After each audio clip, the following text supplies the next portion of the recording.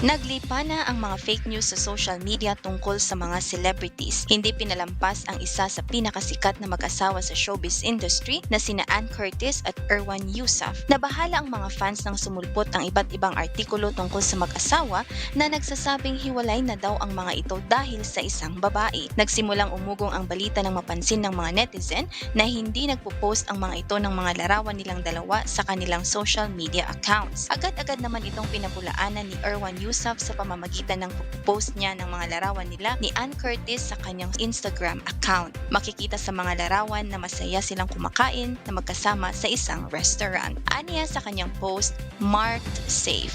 Sinabi din niya na hindi ibig sabihing hiwalay sila kung hindi man sila nakakapag-post ng tungkol sa kanila sa social media. Sinabi din niya na wala silang kailangang patunayan ng kanyang asawang si Ann Curtis.